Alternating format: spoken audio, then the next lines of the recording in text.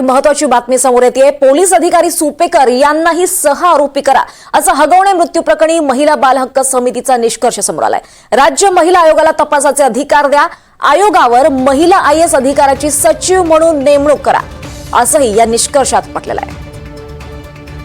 या संदर्भात अधिक माहिती घेऊयात, आपल्यासोबत आपले प्रतिनिधी राहुल कुलकर्णी। राहुल, या निष्कर्षात नेमकं काय काय मागण्या करण्यात आल्या? असं म्हटलेलं आहे की हगवणे प्रकरणामध्ये जालिंदर सुपेकर जे ह्या हगवणे कुटुंबाचे नातलग आहेत, म्हणजे ज्यांच्यावरती आरोप आहेत त्यांचे ते सख्खे मामा आहेत, तर त्यांनी हस्तक्षेप केला आहे असं महिला बाल हक्क समितीनं निष्कर्ष काढला आहे। आणि समितीने 4-5 शिफारशी केल्यात। एक तर जालिंदर सुपेकर यांच्यावरती पण गुन्हा दाखल करावा, वैष्णवीच्या मुलाचा ताबा कायमस्वरूपी तिच्या आई वडिलांकडे द्यावा, राज्य महिला आयोगाला तपासाचा आणि न्यायालयीन अधिकार द्यावा, राज्य महिला आयोगातली पदं भरावीत आणि समोपचारानं समुपदेशक नेमावेत। पण महत्वाची गोष्ट आहे ती जालिंदर सुपेकर यांच्या संदर्भातली। आपण म्हणजे एनडीटीव्हीने सतत म्हटलं होतं की जालिंदर सुपेकर यांच्या हस्तक्षेपामुळेच प्रकरणाला वेगळं वळण मिळालं आणि त्याबद्दलचे सगळे नातलगांचे म्हणणं, त्यातली क्रोनॉलॉजी, कसं हे सगळं घडत गेलं हे दाखवून दिलं होतं आपण। आज त्याच्यावरतीच शिक्कामोर्तब झाला आणि बाल हक्क समितीने म्हटलंय की जालिंदर सुपेकर यांना सह आरोपी करा। आता खरं म्हणजे राज्य सरकारला ही विधिमंडळामध्ये काल मिळालेली पटलावर ठेवली गेलेली माहिती आहे।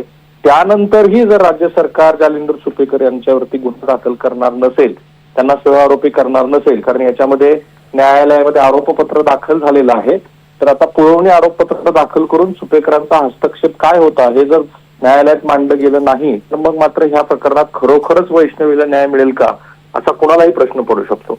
निश्चितच धन्यवाद राहुल या सगळ्या सविस्तर माहितीसाठी। तिकडे मराठा आरक्षण कायद्याला आव्हान देणाऱ्या याचिकांवर उच्च न्यायालयात अंतिम सुनावणी सुरुवात होणार आहे। पुन्हा एकदा कायद्याला अंतरिम स्थगिती देण्याची मागणी याचिकाकर्त्यांनी केली आहे, मात्र न्यायालयानं आता थेट अंतिम सुनावणी सुरुवात करत असल्याचं स्पष्ट केलंय। राज्य सरकारनं एसईबीसी कायद्याअंतर्गत 10% मराठा आरक्षण दिलंय। 10% आरक्षणाविरोधात उच्च न्यायालयात अनेक याचिका दाखल आहेत। या कायद्यामुळे मराठा समाजाला शैक्षणिक संस्था आणि सरकारी नोकऱ्यांमध्ये 10% आरक्षण मिळणार आहे। या आरक्षणामुळे कमाल आरक्षणाची म्हणजेच 50% मर्यादा ओलांडण्यात येत असल्याचा दावा याचिकादारांनी केलाय। उच्च न्यायालयाने याचिकेवरील पुढील सुनावणी आज परत ठेवली आहे।